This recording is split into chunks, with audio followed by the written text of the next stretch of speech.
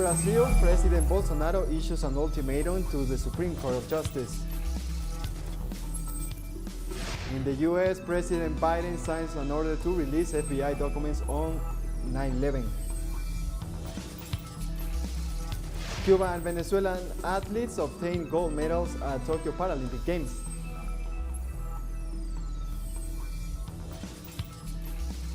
Hello and welcome to Telesur. I'm José Daniel López in Quito, Ecuador, and this is from the South.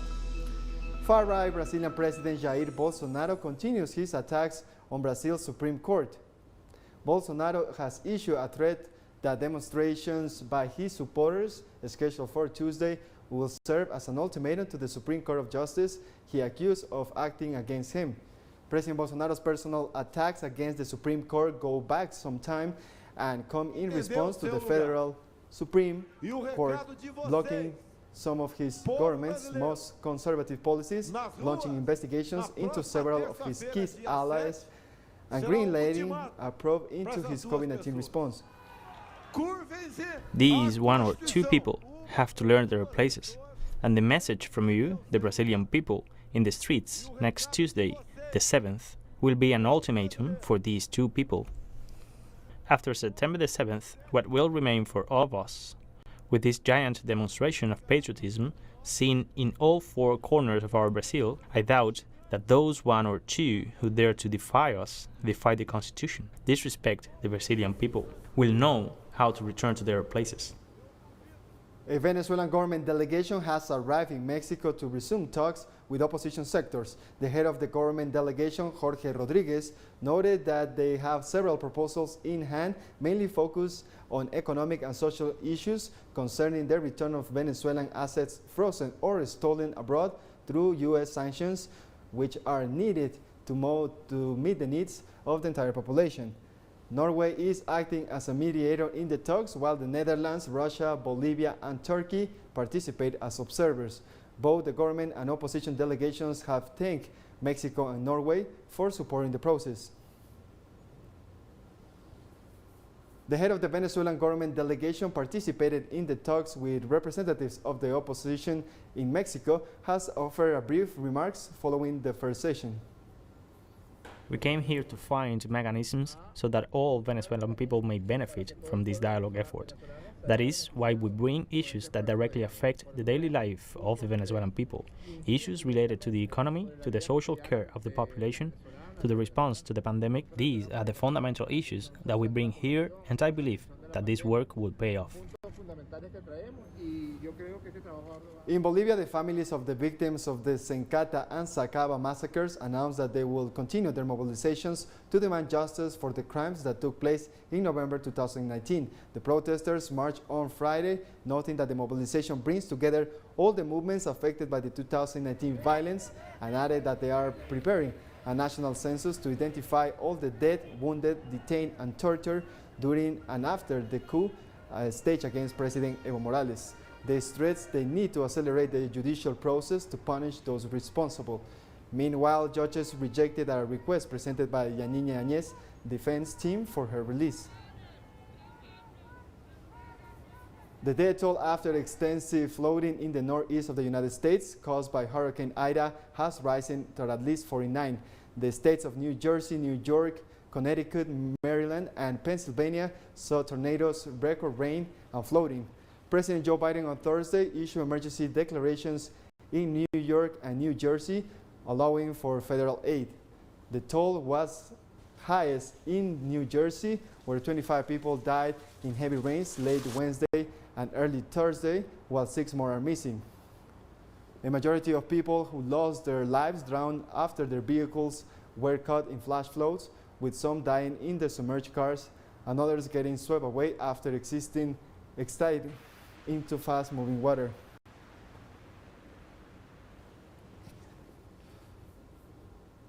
In Mexico, more than 560 homes were affected by heavy flooding in the municipality of San Pedro Tlaquepaque after Friday's storm. According to municipal authorities, more than 500 homes have been affected in 8 neighborhoods of Tlaquepaque. However, they warn that this represents barely 30% of damage counted so far. In view of the situation, the government has set up some shelters to attend the people who cannot return to their homes. The director of Civil Protection and Firefighters of Tlaquepe informed that the evaluation of damages and analysis of needs are being maintained in order to fund the restoration of the affected streets and homes. Here, the water came up to about 80 centimeters, but there on that side, it's about 2 meters. Some got into our house, but not a lot, because we managed to put some sandbags out, but things were really bad. About 540,000 children in the southwest of Haiti are now facing the possible re-emergence of waterborne diseases, the United Nations Children's Fund warned on Friday.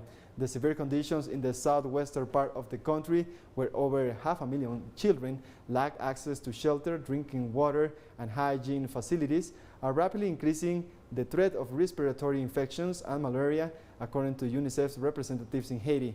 The official stressed that without urgent action, even cholera, which has not been reported since February 2019, could re-emerge. More news in a minute. Stay with us.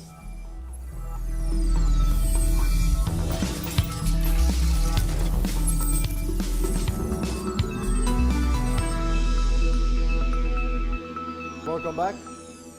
China continues to lead the efforts to ensure COVID-19 vaccines for all nations. The Chinese Foreign Ministry explained that the vaccines produced by Sinopharm and Sinovac companies are scheduled to be delivered by the end of October and will be distributed in developing countries, especially in Asia and Africa.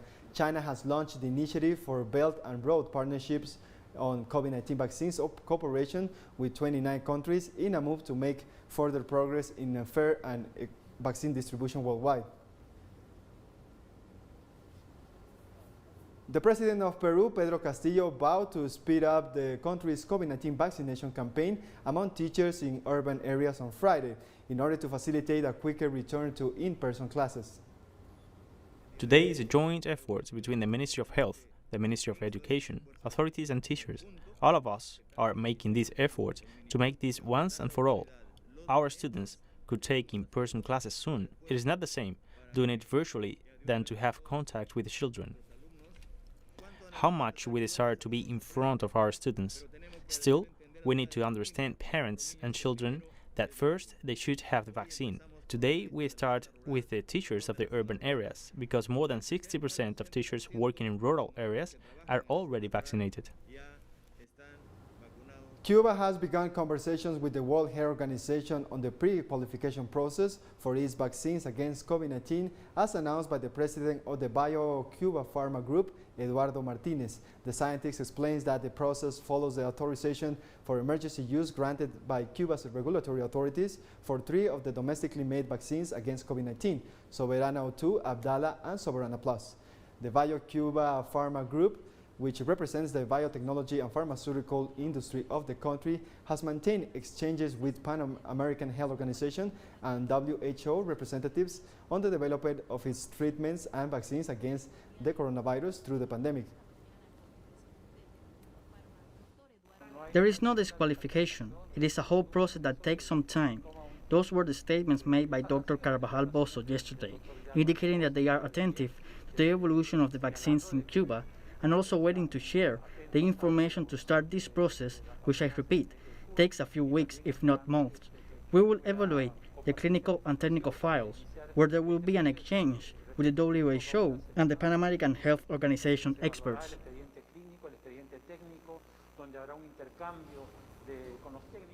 Patients from the University Hospital of Guadeloupe in Pointe-à-Pitre are being evacuated to mainland France to help take the pressure off hospitals struggling with the weight of COVID-19 cases. 12 patients from Guadeloupe were evacuated to mainland France on Friday to relieve the still very high hospital tension on the island.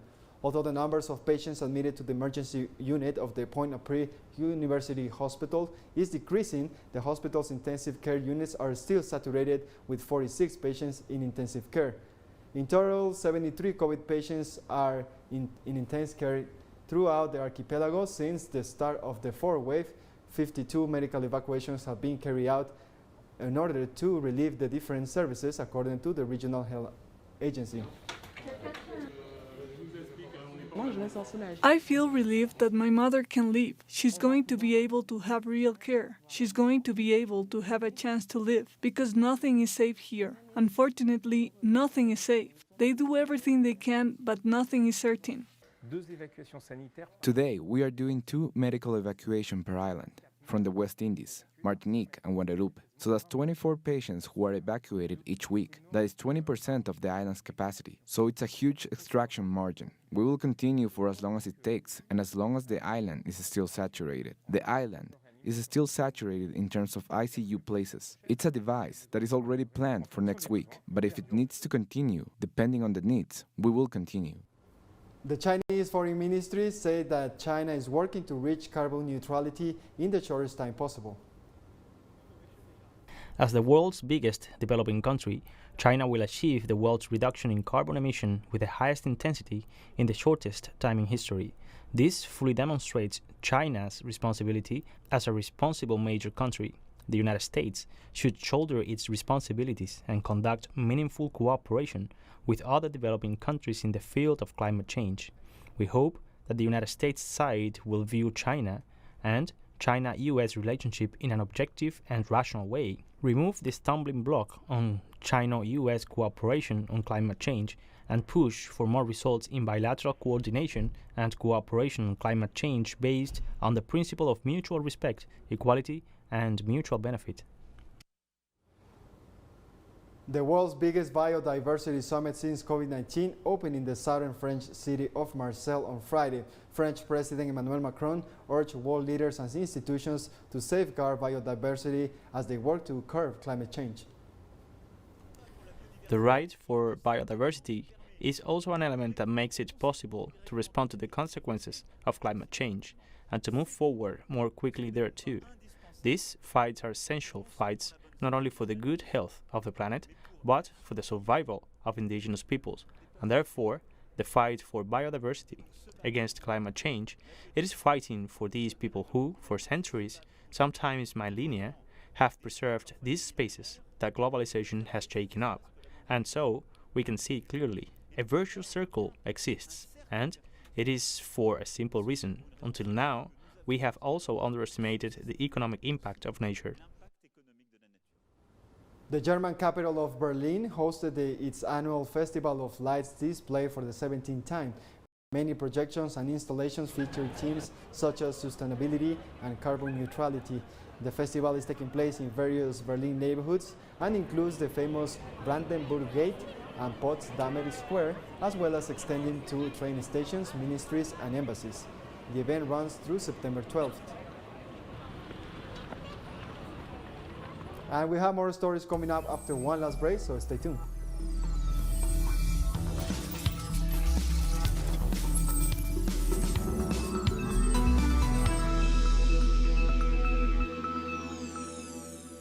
Welcome back.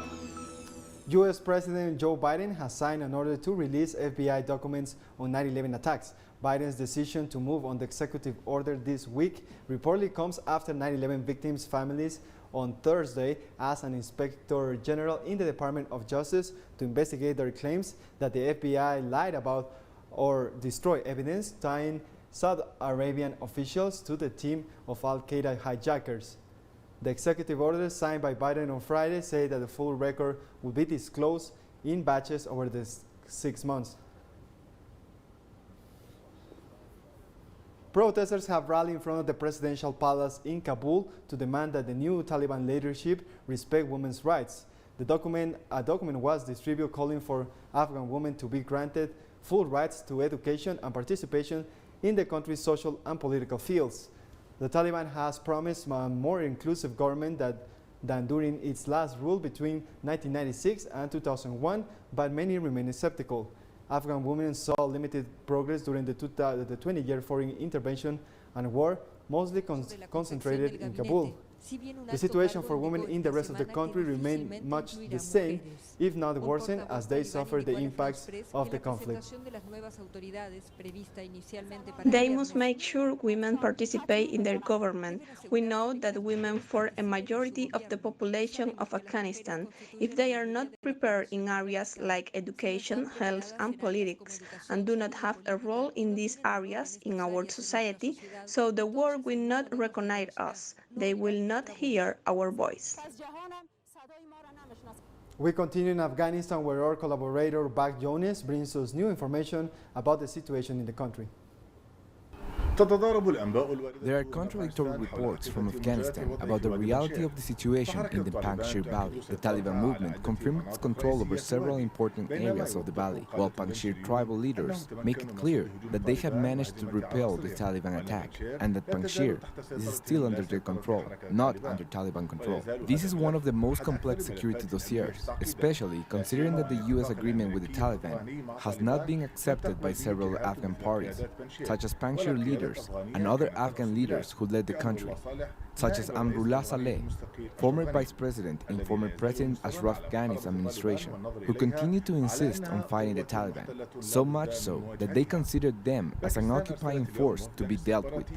Pakistan sent a high-level intelligence delegation to the Afghan capital, Kabul, headed by General Faiz Hamid Chowdhury, to discuss issues of major national security concern. The main theme is border security, and armed insurgent organizations such as ISIS-Daesh and Baloch rebel groups that have taken refuge in Afghanistan. The Pakistani delegation will also discuss with senior Taliban officials ways to enhance security and intelligence cooperation. This visit is believed to be the first of its kind from the Pakistani side and is of great importance to both Pakistan and Afghanistan. This coincides with an accelerated Chinese-Afghan rapprochement, especially after Taliban spokesman Zabihullah Mujahid announced that China is now considered Afghanistan's main partner, which shows that there are important agreements to be implemented soon between Afghanistan and China, which could include Afghanistan in one of China's most gigantic One Road, One Belt projects. International experts praise China for sharing technological achievements with countries along the Belt and Road, saying that improvements in digital trade services will boost the development of many economic sectors. The remarks follow President Xi Jinping's speech at the Global Trade in Services Summit of 2021, China International Fair for Trade Services. In his speech, Xi said China will create more possibilities for cooperation by scaling up support for the growth of services sector in Belt and Road partners countries and by sharing China's technological achievements with the rest of the world. How these technologies can be used to really improve the way we operate today. I think that China is going to be playing a very, very significant role in this respect. And this is going to impact on travel, it's going to impact on tourism, it's going to impact on manufacturing, it's going to impact even on exploration, whether it is mineral exploration in the ground or space exploration, because these technologies are technologies that have the capacity to be able to give us information and data that the eye cannot see, but that technology can uncover. In other news, Latin America shows its sports potential at the Tokyo's Paralympic Games with the latest gold medals obtained by Cuba and Venezuelan athletes.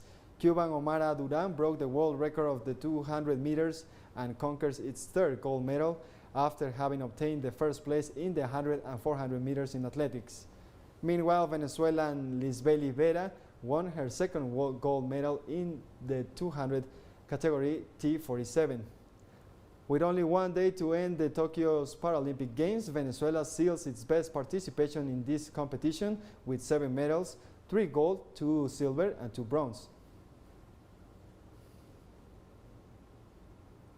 And we come to the end of this news brief, but remember you can find this and many other stories in our website at telesurenglish.net.